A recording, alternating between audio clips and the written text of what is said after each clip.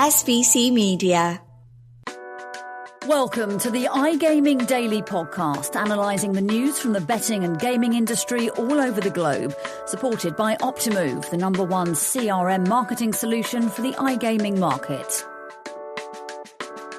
Last week, Mayor of London, Sadiq Khan, was criticised by local media and councillors for failing on his election pledge to ban gambling advertising from being displayed on the network of Transport for London.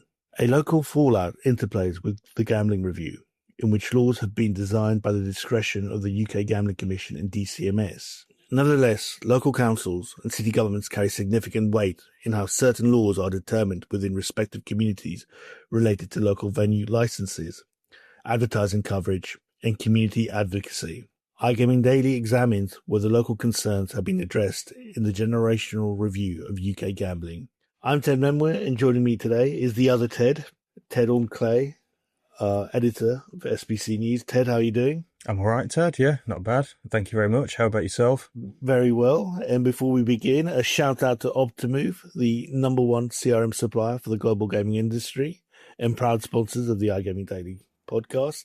So, Ted, take us away with this. Why has this kind of local news story catch your eye? Cheers, Ted.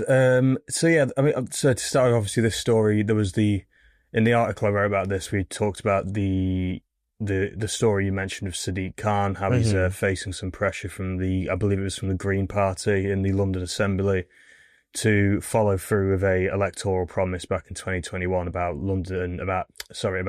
gambling adverts on Transport for London, particularly the Tube, I think. There's another element to it that I talked about further down, where Liverpool City Council have launched a new initiative in partnership with Liverpool John Moores University about tackling gambling harm and problem gambling in Liverpool. The reason I found these interesting, and the fact they both came out in the same week, was that I think that when we talk about legislation and regulation in the UK, at least, obviously, and for a very good reason, we focus mainly on the DCMS, don't we? The central government and the impact that decisions there have, decisions in Westminster, decisions in Whitehall, have on the gambling industry. But I think that there are developments at the local level and at the regional level that often don't get as much press, certainly maybe in B2B circles, that do actually have quite a significant impact, or have the potential at least to have a more significant impact. And I think may also be a way of kind of following public and political opinions about the industry and attitudes towards it that permeate down from top, from not just at the central government level, but more that exist throughout the political spectrum. I get it. It's complicated to explain, but I think what you're focusing on is kind of like the local interplay between, your community insights versus what's happening in Westminster. Now, let's break that down here. And, look, can local mayors interpret or provide kind of any distinction on gambling laws applied to kind of local communities? Yeah, I mean, obviously not to the same extent that like the Gambling Commission does for the entirety of the industry, but they definitely have a say locally in what can and can't be done by the industry in their areas, or can put pressure on the right people who are in the right places, can make public statements about it, can use their position of influence to try and push a policy in a certain direction. I mean, if we talk about local councils in general, quite a big impact would be on the retail betting sector, right? Like sure. If a company wants to open a new shop in a different part of town on a high street, they'll have to get the local council's approval. And we have seen some cases over the past couple of years of pushback from local councillors with support from certain members of their local community and community groups about new betting shops being set up. I have a feeling there might have been something like that in Blackpool at one point, and maybe sure. I might have got the wrong town there, but we do see things like that happen. And in Sadiq Khan, obviously, in his role as the Mayor of London, is probably the most influential, most sort of powerful local politician in the country, really. If you think about, the financial power of London as an economic centre, as a business centre, as a consumer centre. I don't know. You're a London guy, mate. Am I talking nonsense here? What do you think of Sadiq? Okay, but then when you break down, look, first thing to our European audiences is that unlike other cities in Europe, like, local mayors are a pretty new statute for UK politics.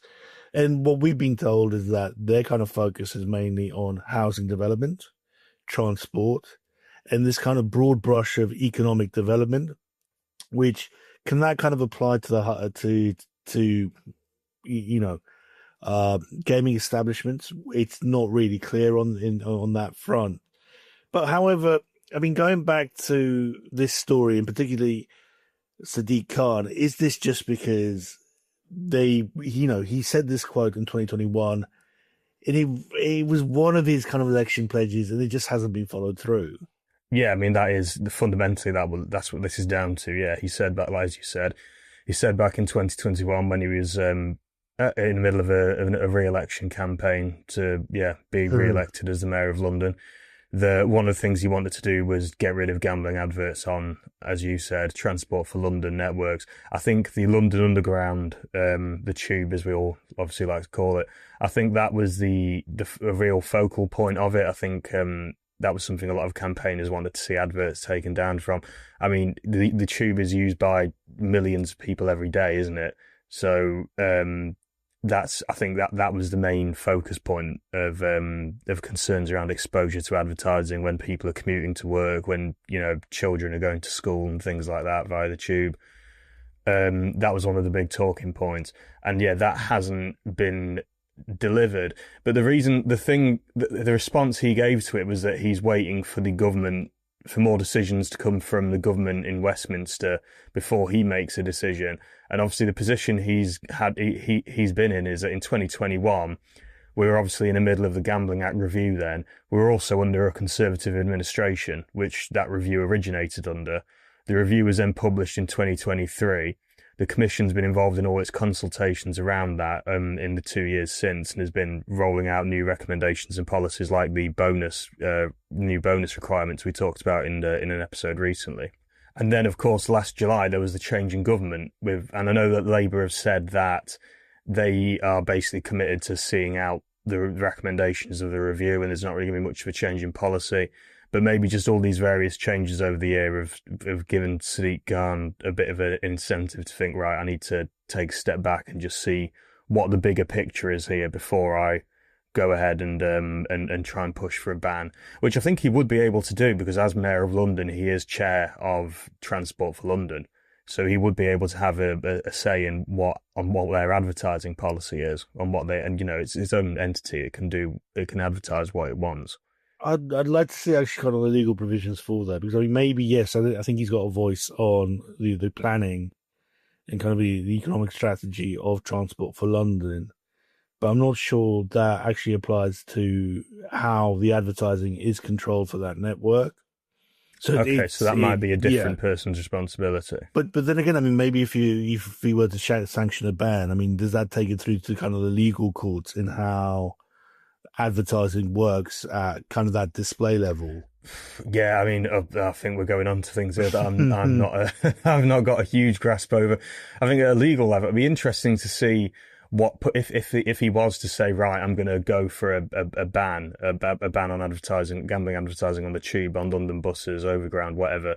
It'd be interesting to see if there would be any pushback from the industry on that. Like how much value do you think companies would place on these adverts? Do you think that would that be enough for them to want to fight this? I think that'd be interesting to see how it plays out. But yeah, we haven't got a crystal ball, as the saying goes. But it's still interesting to see. Yeah. Well, we're going to go into the second part of the iGaming Daily when we come back, and we're going to talk about local advocacy in gambling. Stay tuned. SBC Leaders connects the gambling industry's top-tier operators and associations to share the best ideas, collaborate on solving the biggest issues, and push innovation throughout the betting and gaming industry. If you're an operator and want to join the discussion, visit sbcleaders.com for more information. And we're back, and here speaking to Ted Orme-Claye on the recent local fallouts on gambling in the UK. And okay, let's take it to kind of a wider picture. And so much of the past 4 years have focused on advocacy, on, local engagement, local feedback. Shouldn't stakeholders be kind of welcoming this as part of the review, that there is a local engagement in gambling and how gambling is displayed to the public? Yeah, absolutely. I mean, any industry should be placing quite a high value on engaging with local stakeholders, right? Whether it be political or business or just community ones or whatever. You need to uphold good relationships with people from various different fields and backgrounds and so on in order to have a sustainable business, right? And I think consider, especially, let's talk about the retail side of betting, where a lot of betting shops do sort of sell their proposition of being like, we're part of the local community. You go down the high street, there's a local cafe, a local news agents, local bookies, local pub. It's sort of part of that network. And when part of that, when that premise, when it's sold on that premise, it's therefore very important that you keep up with local feeling, particularly in some cases that local feeling might not be entirely favourable towards the industry. When there's been, this industry's been at the receiving end of a lot of negative headlines over the past couple of years. There's been a lot of highly publicised regulatory and legislative reviews. You've had instances of like record financial penalties that have been handed out for breaches that have occurred in some of these community betting shops around social responsibility and AML and so on. So yeah, it's absolutely critical that that the industry engages all stakeholders. And then this then links in with the kind of political point we were making earlier, that local councils, local mayors, local government in any form can be maybe not as much of a significant stakeholder as, say, the DCMS and the UKGC, obviously, but can still play its part and can still have some influence, both on public opinion and wider policy, and making, small changes that may not be as big as ones at the sort of central level, but can still have an impact on the industry. If you see, I feel like I'm rambling a bit here, but you see where I'm going with that. Okay. And I mean, again, looking at this kind of interplay of how do operators, and not just talking about the high street itself, but the online operators, I mean, what should their kind of concerns be when targeting local audiences or community-based audiences with these campaigns? I mean, what are kind of the safeguards there? But also, when you're doing, who is advertising on Transport for London and on the buses? That's a question for you, Ted. I don't know. Who have you get the tube more than me. Who have you seen on there? I've seen adverts when I've been down there. Yeah. I've seen adverts shared on the internet and so on. I can't, to be honest, I can't name a specific company off the top of my head. Yeah, but I have seen them on there. No, I mean, I guess I'm trying to reflect on like what is kind of like that impact of advertising, and well, it's actually quite an analog method to do it. But do you think it's a bit dated? Yeah, it is. But do you think, how does this kind of play out? I mean, do you think that the advertising in public spaces, will this remit go back to the gambling review? Do you think that there'll be kind of a centralized decision in this, taking it away from your local councils? Yeah, eventually, if the public, if pressure continues to mount, and I guess it's if it gets raised in Westminster, that's the main thing, isn't it? Is if it steps up from, we've seen it debated in the London Assembly recently, obviously with what we talked about today with Sadiq Khan. If we then see that debate re-raised in Parliament, that's when it becomes more significant, because ultimately Parliament is the one that will make that can have a decision that impacts the industry as a whole, not just not just something, a little advertising stipulation in London, something that would affect the industry, like you said, as a whole, as to whether or not it can advertise in public spaces. A bit like we've seen in Belgium and the Netherlands have obviously brought in these restrictions on advertising, which have banned it in public spaces like billboards and at bus stops and things like that.